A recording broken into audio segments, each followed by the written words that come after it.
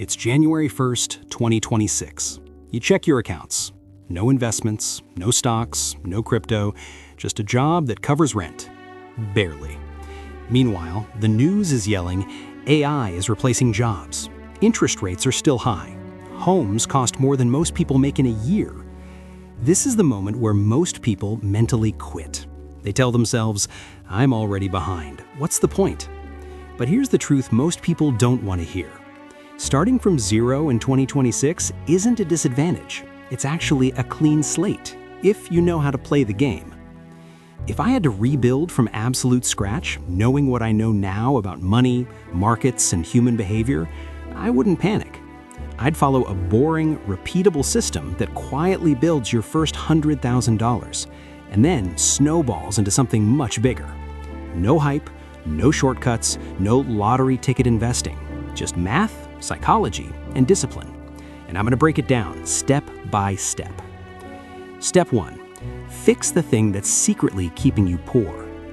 If I'm starting at zero, the first move is not investing. It's removing the invisible force pulling you backward. Debt. Specifically, high-interest debt. Credit cards, personal loans, anything charging double-digit interest. A lot of people think they can out-invest their debt. They'll say things like, if the market averages 10% and my card is 22%, I'll catch up later. That logic is broken. That's like trying to run up an escalator that's moving down faster than you can sprint. Here's the hard math. Paying off a credit card charging 20% is a guaranteed 20% return. There is nothing in the stock market that offers that without massive risk. So if I'm broke in 2026, I'm not an investor yet. I'm a debt assassin. I list every debt I have, sort them by interest rate, and attack the highest one first. Balance doesn't matter. Subscriptions get cut, lifestyle gets downgraded, extra cash goes to killing that debt. Because until it's gone, my net worth isn't zero, it's negative. And here's the part nobody talks about. Debt doesn't just cost you money, it costs you confidence. You don't negotiate your salary. You don't change jobs. You don't take risks because you can't afford to. Clearing high-interest debt isn't just financial progress, it's psychological freedom. Step 2. Build a don't panic fund. Once the debt is gone, most people rush straight into the stock market. Huge mistake, because life will interrupt you. Cars break, medical bills show up, jobs disappear. And if all your money is invested when that happens, you're forced to sell at the worst possible time. That's how beginners lose money, not because investing doesn't work, but because timing matters when you're desperate. So before I buy a single stock, I build a cash buffer, not because cash makes you rich, but because it keeps you from making dumb decisions. I calculate my bare bones monthly expenses: rent, food, utilities, transportation. Then I multiply that number by 3. That's my target. This money goes into a boring, high-yield savings account. No risk, no drama. And once it's funded, I pretend it doesn't exist. This is not investment money. This is stress insurance. When the market crashes, and it will, I want to see opportunity, not fear. Step 3. Invest, but keep it boring on purpose. Now I invest. And this is where people overcomplicate everything. They want the next Tesla, the next Nvidia, the next crypto moonshot. Here's the uncomfortable truth. Even professional fund managers fail to beat the market long term. More than 90% underperform simple index funds over 15 years. So if they can't do it with teams of analysts and billion-dollar tools, what chance does a regular person have scrolling Robinhood after work? The goal early on is reliability, not excitement. Average market returns make people rich. Wild bets make people broke. So I use a simple rule. 90% of my investments go into low-cost index funds. 10% is my fun money. That 10% is where I scratch the itch. Individual stocks, tech bets, even crypto if I want.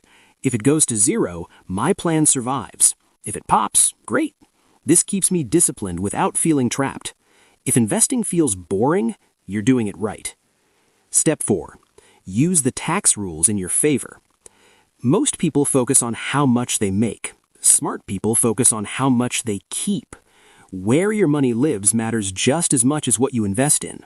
If you put everything in a regular brokerage account, you're leaking money to taxes every single year.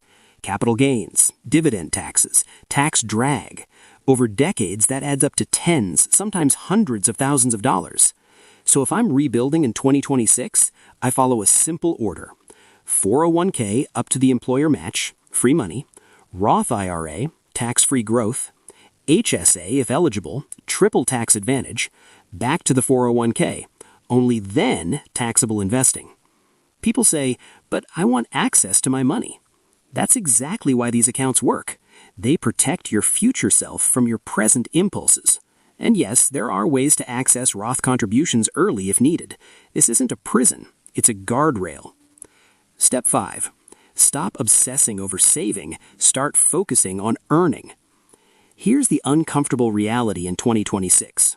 You cannot budget your way to wealth on a low income. Cutting expenses helps, but it has limits. Income doesn't. So the real accelerator isn't another spreadsheet, it's your skill set. Instead of asking, how do I save $50? I ask, how do I earn $5,000? That usually means upgrading a core skill. Sales, data, tech, project management, communication.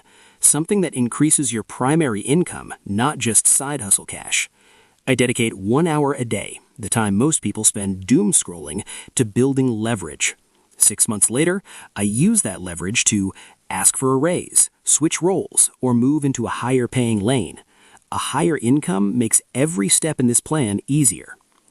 The full playbook recap. If I wake up in 2026 with nothing, this is the exact system I follow.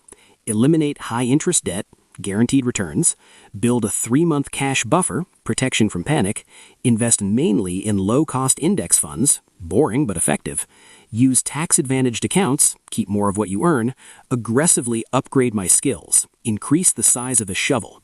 This isn't flashy, but it works. And it works whether the market is booming or falling apart. If you disagree with any step, drop your strategy in the comments. I read them seriously.